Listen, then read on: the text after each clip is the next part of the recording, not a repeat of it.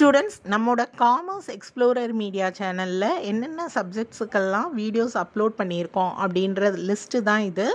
இந்த சப்ஜெக்டுக்குரிய வீடியோஸ்க்கு லிங்க் நான் டிஸ்கிரிப்ஷன் பாக்ஸில் கொடுத்துருக்கேன். Okay, financial accounting, corporate accounting, management accounting, cost accounting, இந்த எல்லா சப்ஜெக்ட்டுக்குமாய் ப்ளேலிஸ்ட்டும் க்ரியேட் பண்ணியிருக்கேன். அந்த ப்ளேலிஸ்ட்டோட லிங்க் டிஸ்கிரிப்ஷன் பாக்ஸில் செக் பண்ணிக்கோங்க. வணக்கம். இன்றைக்கி நம்ம கார்ப்பரேட் அக்கௌண்டிங் சப்ஜெக்டில் இஷ்யூ ஆஃப் ஷேர்ஸ் சாப்டரில் யூனிவர்சிட்டி ஆஃப் மெட்ராஸ் கொஷின் பேப்பரில் நவம்பர் 2023 கொஷின் பேப்பரில் கேட்டிருக்கக்கூடிய ஒரு 10 மார்க்ஸ் ப்ராப்ளம்க்கு ஆன்சர் போட்டு பார்க்க போகிறோம். Okay, so previous year question பேப்பரில் இருக்கக்கூடிய கொஷின் இது. ஏற்கனவே நம்மளோட சேனலில் இஷ்யூ ஆஃப் ஷேர்ஸ் இந்த சாப்டரில் வீடியோஸ் அப்லோட் பண்ணியிருக்கோம். பார்த்திங்கன்னா நம்ம 12th ஸ்டாண்டர்டில் படித்த பேசிக்ஸ் தான் அதில் இருக்கும். அதனால் வீடியோவில் நான் 12th ஸ்டாண்டர்டுக்குரியது அப்படின்னு சொல்லியிருப்பேன். அந்த பேசிக் கான்செப்ட்ஸ் தெரிஞ்சால் தான் நீங்கள் இந்த 5 மார்க் 10 மார்க்ஸ் ப்ராப்ளம் போட முடியும் இல்லையா? ஸோ அந்த வீடியோவை நீங்கள் தாராளமாக ரெஃபர் பண்ணலாம். உங்களுக்கு அந்த வீடியோ யூஸ்ஃபுல்லாக இருக்கும். ஓகே, 5 மார்க் 10 மார்க் ப்ராப்ளம் போட்டு பார்க்குறதுக்கு முந்தி பேசிக் வீடியோஸ், அந்த வீடியோஸ்க்கான லிங்க்கை நான் டிஸ்கிரிப்ஷன் பாக்ஸில் கொடுக்குறேன். கண்டிப்பாக மிஸ் பண்ணாமல் பாருங்கள். ஓகே, ஸோ இப்போ பார்த்தீங்க அப்படின்னா நவம்பர் 2023 கொஷின் பேப்பரில் எந்த கொஷின் கேட்டிருக்காங்க அப்படின்னு பார்த்தீங்கன்னா, உங்களோட ரெட்டி மூர்த்தி புக்கு, கார்ப்பரேட் அக்கௌண்டிங் ரெட்டி மூர்த்தி புக்கு, இந்த புக்கில் பார்த்தீங்கன்னா இல்லஸ்ட்ரேஷன் 23 இந்த கொஷின் தான் அப்படியே உங்களுக்கு 10 மார்க் கொஷினில் கேட்டிருக்காங்க. ஓகே, பார்த்தீங்கன்னா கம்பெனி நேம் மட்டும் எக்ஸ் லிமிடெட் அப்படின்னு மாற்றி கொடுத்துருப்பாங்க. என்ன கொஷினில் கொடுத்துருக்காங்க அப்படின்ற இன்ஃபர்மேஷனை ஃபஸ்ட்டு நம்ம ரீட் அவுட் பண்ணி தெரிஞ்சுக்கலாம்.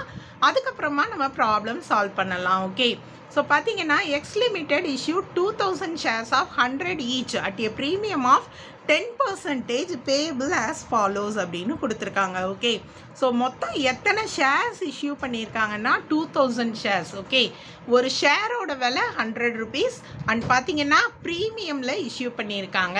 இந்த 100 rupees வந்து என்ன அமௌண்ட் இன்ஸ்டால்மெண்ட்டில் கொடுத்துருக்காங்க. அதாவது அப்ளிகேஷனுக்காக 25 rupees கலெக்ட் பண்ணுறாங்க, அலாட்மெண்ட்டுக்காக 35 rupees கலெக்ட் பண்ணுறாங்க, ஃபஸ்ட்டு கால் அண்ட் ஃபைனல் காலுக்கு 30 rupees என்ன பண்ணுறாங்க, 20 rupees ஃபஸ்ட்டு காலுக்கு, 30 rupees ஃபைனல் காலுக்கு ரிசீவ் பண்ணுறாங்க.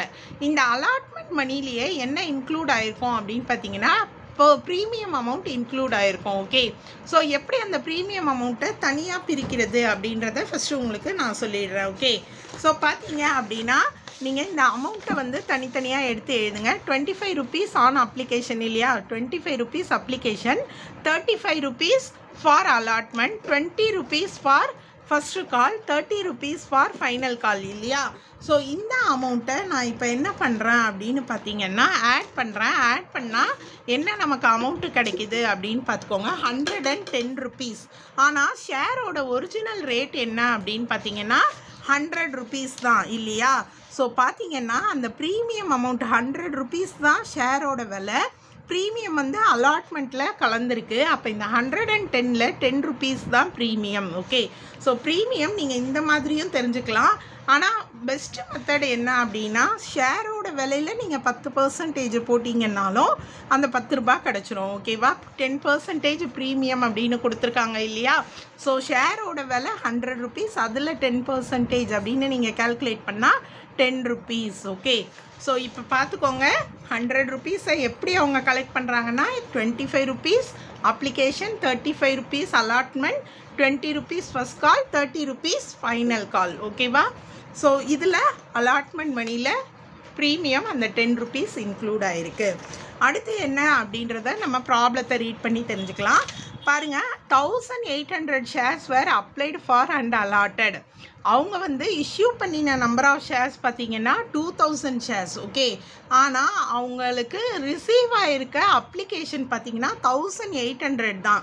அப்போ இதை நம்ம என்ன சொல்லுவோம் அப்படின்னு பார்த்தீங்கன்னா under subscription of shares. Okay, so under சப்ஸ்கிரிப்ஷனுக்கும் தனியாக நம்ம வீடியோ போட்டிருக்கோம் சேனலில், நீங்கள் அதை ரெஃபர் பண்ணிக்கோங்க. ஓகே, ஸோ அடுத்து பார்த்தீங்கன்னா all the money duly received with the exception of first and final call on 200 shares அப்படின்னு கொடுத்துருக்காங்க. ஓகே, அதாவது அமௌண்ட் வந்து ரிசீவ் ஆனது எப்படி ரிசீவ் ஆகிருக்குன்னா ஃபஸ்ட் அண்ட் ஃபைனல் காலுக்கு மட்டும் 200 ஷேர்ஸுக்கு ரிசீவ் ஆகலை. அந்த ஷேர்ஸை மட்டும் ஃபர்ஃபீட் ஆகிருக்கு அப்படின்னு சொல்கிறாங்க. ஓகேவா?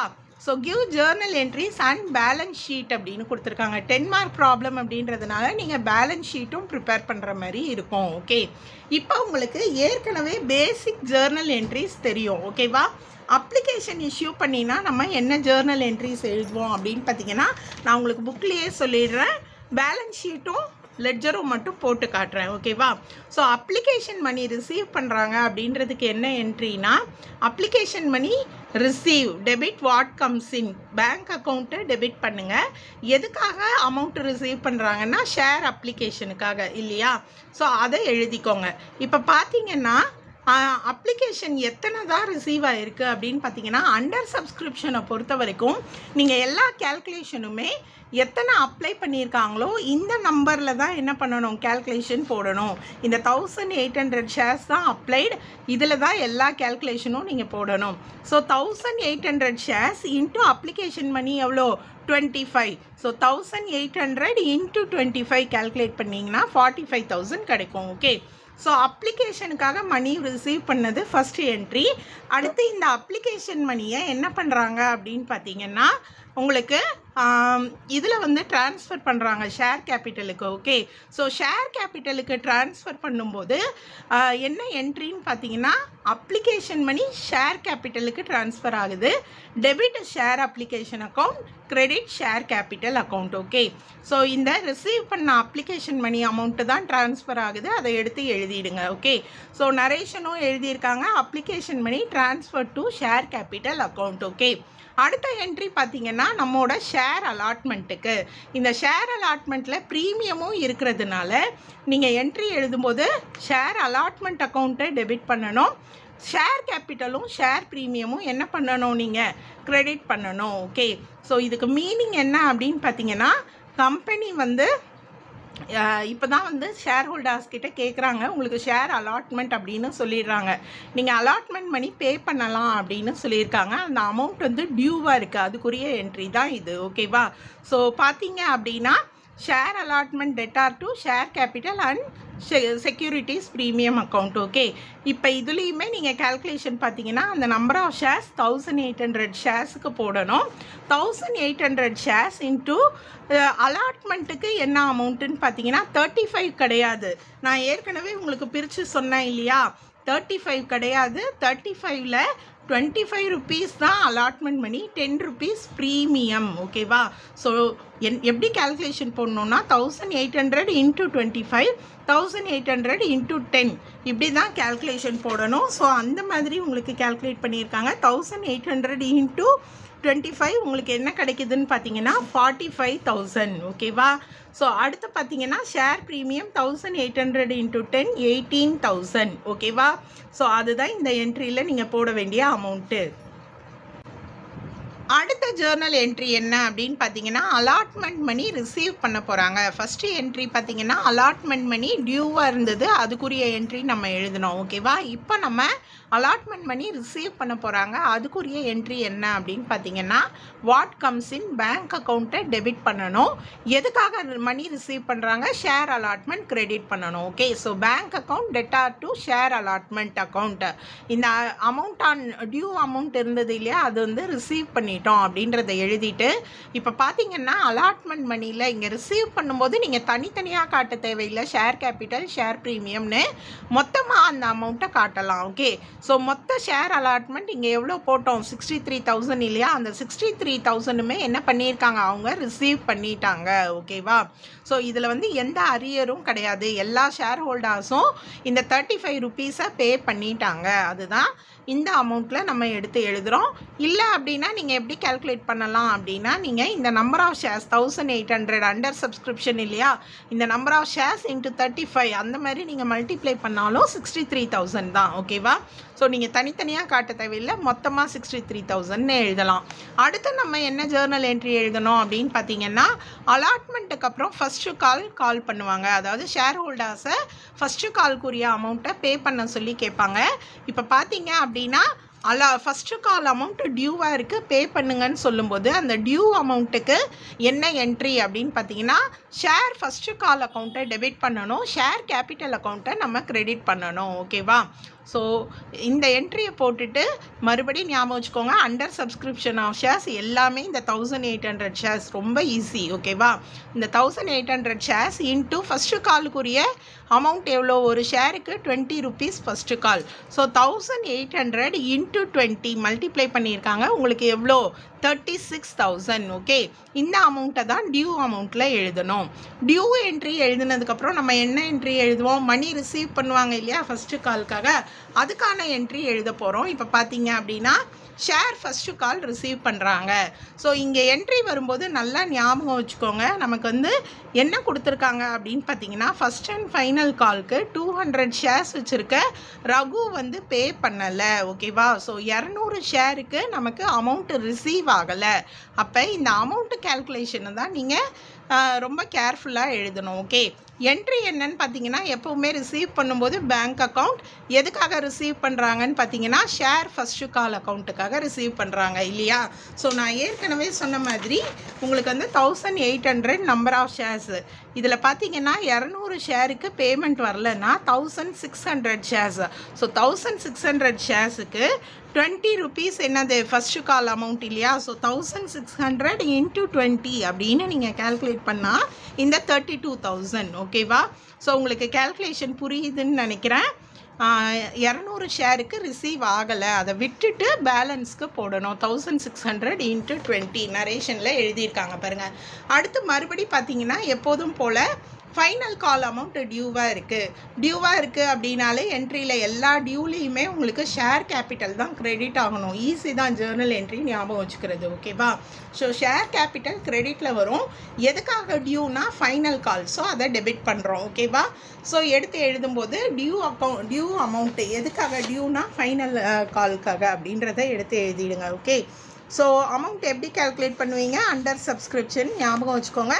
1800 ஷேர்ஸுக்கு ஒரு ஷேருக்கு final call 30 rupees. So 1800 into 30 rupees. Okay, டியூவில் வந்து எல்லா ஷேர்ஸையும் தான் நீங்கள் எடுத்து எழுதணும். ரிசீவ் பண்ணும்போது தான் எவ்வளோ ஆக்சுவலாக ரிசீவ் ஆச்சோ அதை எழுதணும். ஓகே, ஸோ 1800 இன்ட்டு 30 நீங்கள் அமௌண்ட் கேல்குலேஷன் போட்டிங்கன்னா 54,000 கிடைக்கும். ஓகேவா?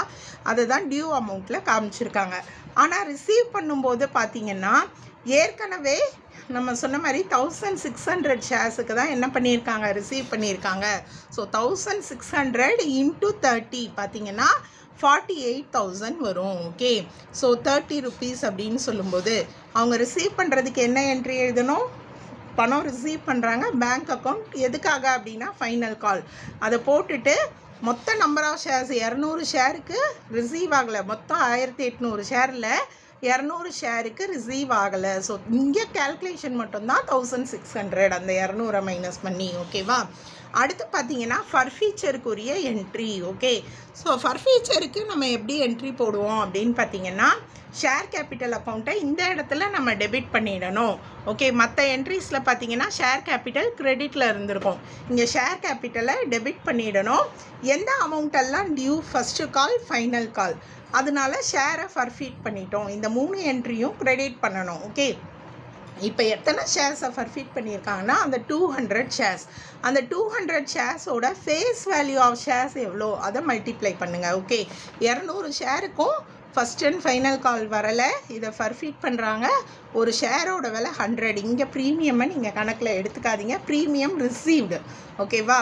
ஸோ அந்த 200 இன்ட்டு 100 தான் 20,000 ஷேர் கேபிட்டலில் காட்டணும்.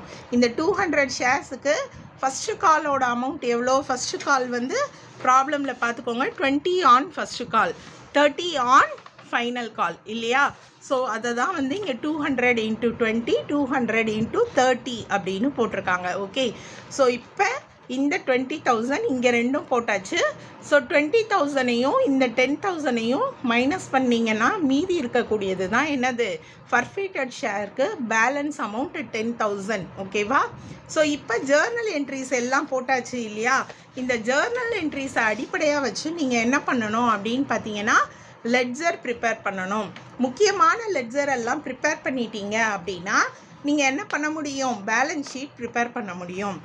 இப்போது நீங்கள் பார்த்தீங்க அப்படின்னா உங்களுக்கு இந்த பேலன்ஸ் ஷீட் இன்னும் உங்களுக்கு தெரியாது. ஓகே, கம்பெனி அக்கௌண்ட்ஸை பொறுத்த வரைக்கும் பேலன்ஸ் ஷீட்டோட ஃபார்மேட் வேறு, நீங்கள் அது ஃபைனல் அக்கௌண்ட்ஸில் தான் படிப்பீங்க. ஓகே, அதனால் நான் இப்போ உங்களுக்கு பேலன்ஸ் ஷீட்டில் நமக்கு இஷ்யூ ஆஃப் ஷேர்ஸில் மட்டும் முக்கியமான இன்ஃபர்மேஷன் அந்த பார்ட்டை மட்டும் சொல்கிறேன். நம்ம வந்து ஃபஸ்ட்டு பேலன்ஸ் ஷீட் வந்து பார்த்திங்கன்னா இந்த ஃபார்மேட்டில் ப்ரிப்பேர் பண்ணுவீங்க. எப்போவுமே நீங்கள் சோல் ட்ரேடருக்கு பார்த்திங்கன்னா பேலன்ஸ் ஷீட் இந்த பக்கம் லயாபிலிட்டிஸ், இந்த பக்கம் அசட்ஸ் அப்படின்னு இந்த ஃபார்மேட்டில் ப்ரிப்பேர் பண்ணியிருப்பீங்க. ஆனால் பார்த்திங்கன்னா நம்மளோட கம்பெனி அக்கௌண்ட்ஸை பொறுத்த வரைக்கும் பார்த்திங்கன்னா நீங்கள் ஸ்ட்ரெயிட்டாக ஒரே ஸ்டேட்மெண்ட்டாக தான் ப்ரிப்பேர் பண்ணுவீங்க. ஸோ அதை ஞாபகம் வச்சுக்கோங்க. உங்களோட பேலன்ஸ் ஷீட் இந்த மாதிரி லைனாக வரணும். ஓகே, ஸோ நீங்கள் ஃபுல்லாலாம் நான் உங்களுக்கு சொல்லலை. இஷ்யூ ஆஃப் ஷேர்ஸுக்கு தேவையான பேலன்ஸ் ஷீட் இன்ஃபர்மேஷனை மட்டும் நான் இங்கே உங்களுக்கு எக்ஸ்பிளைன் பண்ணுறேன். ஓகேவா? ஸோ உங்களுக்கு ஸ்ட்ரெயிட்டாக வச்சா தெரியாது, அதனால நான் இந்த மாதிரி சைடில் வச்சுருக்கேன். நமக்கு வந்து இங்கே என்ன இன்ஃபர்மேஷன் தான் போட போகிறோம்னா ஷேர் கேபிட்டல் லயபிலிட்டி சைடில் ஷேர் கேபிட்டல், ஷேர் ப்ரீமியம் அந்த இன்ஃபர்மேஷன் தான் போட போகிறோம். ஸோ அதை மட்டும் எடுத்து எழுதிக்கோங்க நம்பர் 1ல். அடுத்து பார்த்திங்கன்னா அசட் சைடில் பார்த்திங்கன்னா நம்ம கேஷ் தான் அதிகமாக ரிசீவ் பண்ணுறோம். ஸோ அந்த இன்ஃபர்மேஷனை மட்டும் நீங்கள் எடுத்து எழுதினா போதும் பேலன்ஸ் ஷீட்டுக்கு. ஓகேவா? ஸோ பேலன்ஸ் ஷீட் ஆஃப் இங்கே கொடுத்துருக்க கம்பெனியோட நேம் போட்டுடணும். ஓகேவா? எப்போதுமே இந்த ஷேர் கேபிட்டலில் பார்த்தீங்க அப்படின்னா நீங்கள் ஃபஸ்ட்டு வந்து ஷேர் கேபிட்டலுக்கு தனியாக என்ன பண்ணணும், லெட்ஜர் ப்ரிப்பேர் பண்ணணும்.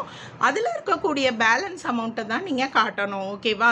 ஸோ ஃபஸ்ட்டு ஹெட்டிங், இப்போ இந்த பேலன்ஸ் ஷீட்டில் மொத்த அமௌண்ட்டு போடுறதுக்கு முந்தி நோட்ஸ் டு அக்கௌண்ட்ஸ் அப்படின்னு ப்ரிப்பேர் பண்ணுவாங்க. ஓகேவா? ஸோ இதெல்லாம் இப்போ உங்களுக்கு புரியாத மாதிரி இருக்கும். ஃபைனல் அக்கௌண்ட்ஸ் போட்டதுக்கப்புறம் இதை வந்து நீங்கள் பார்த்தீங்கன்னா இன்னும் ஈஸியாக புரியும். ஓகே, ஸோ ஷேர் கேபிட்டல் வந்து அதாவது அமௌண்ட்டை மட்டும்தான் இங்கே நம்ம எடுத்து எழுதுவோம், டோட்டல் அமௌண்ட்.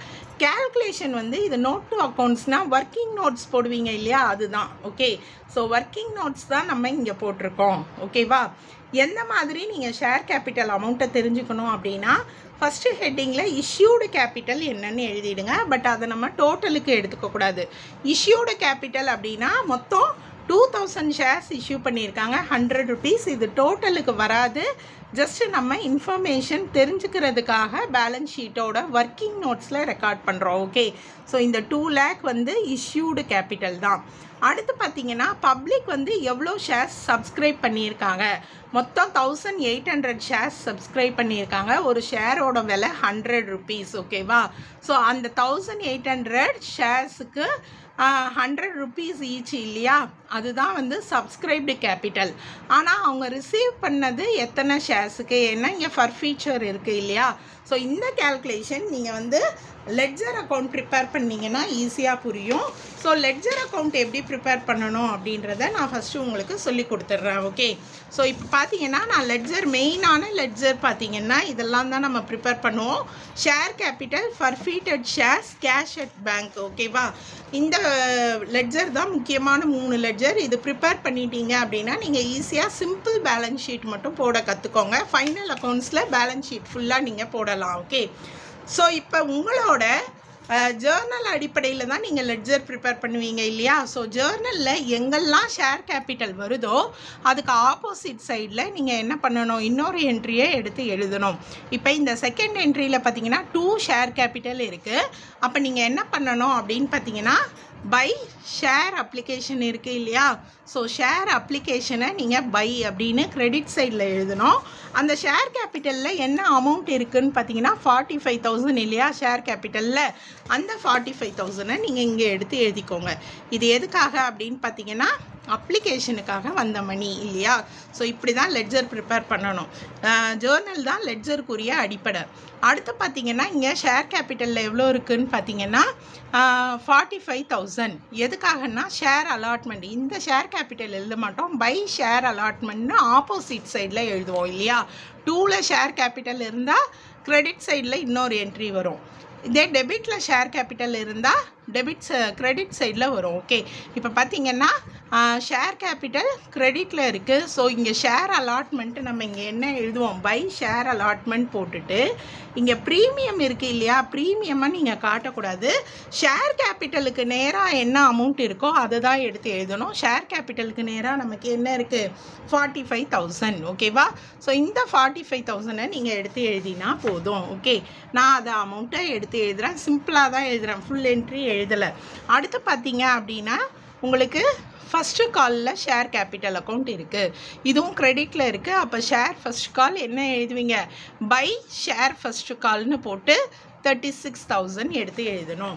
ஸோ இங்கே நான் பை ஷேர் ஃபஸ்ட்டு கால் அப்படின்னு எழுதுகிறேன்.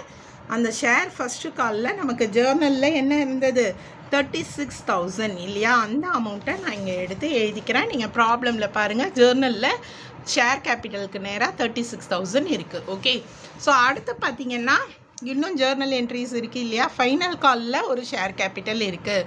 So by share final call அப்படின்னு போட்டு இந்த 54,000 நீங்கள் எடுத்து எழுதணும். பை ஷேர் ஃபைனல் கால், ஓகேவா, பை ஷேர் ஃபைனல் கால் அப்படின்னு போடுறேன். ஸோ என்ன அமௌண்ட்டு ஃபைனல் காலுக்கு நேராக இருக்குன்னா 54,000. அந்த 54,000 நம்ம இங்கே எடுத்து எழுதிக்கணும். ஓகே, அடுத்து வேறு என்ன இருக்குது பாருங்கள், இங்கே ஷேர் கேபிட்டலில் 20,000 இருக்குது இல்லையா. ஸோ இது பார்த்திங்கன்னா பை ஷேர் கேபிட்டல். அப்போ இந்த 2ல் இருக்க என்ட்ரிஸ் எல்லாத்தையுமே எடுத்து நீங்கள் இங்கே எழுதணும். எழுதுனீங்க அப்படின்னா என்னென்ன இருக்குது அப்படின்னு பார்த்தீங்கன்னா, ஷேர் ஃபஸ்ட்டு கால் அக்கௌண்ட் இருக்குது, அடுத்து ஷேர் ஃபைனல் கால் அக்கௌண்ட் இருக்குது, அடுத்து பார்த்திங்கன்னா ஃபர்ஃபீட்டட் ஷேர்ஸ் இருக்குது. நான் எழுதிட்டு உங்களுக்கு காட்டுறேன். நம்ம ஏற்கனவே போட்ட ஜேர்னல் என்ட்ரியில் இருக்கக்கூடியது தான் இது எல்லாமே. ஓகே, ஸோ பாருங்கள், இந்த ஷேர் கேபிட்டலுக்கு கீழே இருக்க எல்லா என்ட்ரிஸையும் நான் எடுத்து எழுதிட்டேன். ஓகே, அண்ட் இதில் இருக்கக்கூடிய அமௌண்ட்டையும் நம்ம எடுத்து எழுதிடலாம். என்னென்ன அமௌண்ட்டுன்னு பார்த்தீங்கன்னா 4,000, 6,000, 10,000. ஓகேவா, இதையும் நம்ம எடுத்து எழுதிடலாம். இப்போ நீங்கள் என்ன பண்ணணும் அப்படின்னு பார்த்தீங்கன்னா டோட்டல் கேல்குலேஷன் போடணும். ஓகே, நீங்கள் டோட்டல் கேல்குலேட் பண்ணீங்க அப்படின்னா இந்த பக்கம் தான் அதிகமாக இருக்கும். 45, 45, 90, 36,000னா 1,26,000. அதோட 54,000 ஆட் பண்ணிங்கன்னா 1,80,000. ஓகேவா, ஸோ இதுதான் டோட்டல். அப்போ இந்த பக்கம் பேலன்ஸ் இருக்கும் இல்லையா, so 2 balance carry down. So எவ்வளோ வரும் அப்படின்னு பார்த்தீங்கன்னா 1,60,000. ஓகே, ஸோ இந்த லெட்ஜரில் இருக்கக்கூடிய இந்த பேலன்ஸ் அமௌண்ட்டை தான் நம்ம என்ன பண்ணணும் அப்படின்னு பார்த்தீங்கன்னா உங்களோட பேலன்ஸ் ஷீட்டில் ஷேர் கேபிட்டலில் காட்டணும். பாருங்கள், இந்த நோட்ஸ் டு அக்கௌண்ட்ஸில் பார்த்தீங்கன்னா 1,60,000 காட்டியிருக்காங்க இல்லையா, இது நீங்கள் லெட்ஜர் ப்ரிப்பேர் பண்ணுறது மூலமாக கிடைக்கக்கூடிய அக்கௌண்ட். ஓகேவா, அமௌண்ட்டு. அடுத்து பார்த்தீங்கன்னா நமக்கு ஃபர்ஃபீட்டட் ஷேர்ஸ் இங்கே ஒரே ஒரு என்ட்ரி தான் இருக்குது இல்லையா. ஸோ நீங்கள் லெட்ஜர் போடணும்னு அவசியம் கிடையாது, தேவைன்னா ப்ரிப்பேர் பண்ணிக்கலாம். ஸோ மொத்தமே 10,000 தான். இந்த ஃபர்ஃபீட்டட் ஷேர்ஸை ரீஇஷ்யூ பண்ணலைன்னா என்ன பண்ணணும்னு உங்களுக்கு கீழேயே இன்ஃபர்மேஷன் கொடுத்துருக்காங்க பாருங்கள். Unless until forfeited shares are reissued, the balance in the forfeited share will be shown as addition to the paid up capital. உங்களோட paid up capital 1,60,000 இருக்குது இல்லையா, அதில் forfeited shares-ஐ ஆட் பண்ணணும்னு சொல்லிட்டாங்க. ஓகேவா, சொல்கிறது புரியுதா? இதுதான் ரூல்ஸ். ரீஇஷ்யூ இல்லை அப்படின்னா இந்த ஷேர் கேபிட்டல் பேலன்ஸோட இந்த ஃபர்ஃபீட்டட் ஷேர்ஸ் எவ்வளோ 10,000 அதை ஆட் பண்ணிவிடுங்க. ஓகேவா, ஃபர்ஃபீட்டடுக்கு நேராக 10,000. ஸோ ஆட் பண்ணிங்கன்னா 10,000 மொத்தம் எவ்வளோ உங்களுக்கு 1,70,000. ஓகேவா, ஸோ அதை எடுத்து எழுதிடுங்க. அதுக்கப்புறம் பார்த்தீங்கன்னா செக்யூரிட்டி ப்ரீமியம் வந்து ரெண்டாவது heading. First heading share capital, second heading நமக்கு இந்த ப்ராப்ளமில் செக்யூரிட்டி ப்ரீமியம் இருக்குது, அதை வந்து ரிசர்வ்ஸ் அண்ட் சர்ப்ளஸ் இந்த ஹெட்டிங்கில் எழுதணும். ஓகே, இதுதான் ஃபார்மேட். ஃபுல் ஃபார்மேட் சொல்லலை. இஷ்யூ ஆஃப் ஷேர்ஸில் லயபிலிட்டிஸில் இந்த 2 ஹெட்டிங்கை ரிமெம்பர் பண்ணிக்கோங்க. ஓகே, ஷேர் ப்ரீமியமில் நமக்கு என்ன அமௌண்ட் இருந்தது அப்படின்னு பார்த்தீங்கன்னா 18,000. ஓகேவா, ஸோ இந்த 18,000-ஐ ரிசர்வ்ஸ் அண்ட் சர்ப்ளஸில் செக்யூரிட்டிஸ் ப்ரீமியம் 18,000 அப்படின்னு காட்டணும். ஓகேவா, ஸோ நான் ஏற்கனவே சொன்ன மாதிரி இஷ்யூடு கேபிட்டலை ஆட் பண்ண எடுத்துக்கக்கூடாது. இந்த சப்ஸ்கிரைப்டு கேபிட்டலுமே நீங்கள் என்ன பண்ணக்கூடாது, ஆட் பண்ண எடுத்துக்கக்கூடாது. ஸோ சப்ஸ்கிரைப்டு கேபிட்டலில் இங்கே என்ன பண்ணணுன்னா பெய்ட் அப் கேபிட்டல் நம்ம எவ்வளோ ரிசீவ் பண்ணோமோ லெட்ஜரில் போட்டிங்க இல்லையா, இதை மட்டும்தான் கேல்குலேட் பண்ணணும், இதை மட்டும்தான் பேலன்ஸ் ஷீட்டுக்கு எடுத்துக்கணும். ஸோ இது 1,60,000 ஃபர்ஃபீட்டட் ஷேர்ஸ் ஆட் பண்ணிங்கன்னா 1,70,000. அடுத்து இந்த ஷேர் ப்ரீமியம் 18,000. ஸோ இது ரெண்டை மட்டும்தான் நீங்கள் ஆட் பண்ணணும். 1,88,000 பாருங்கள்.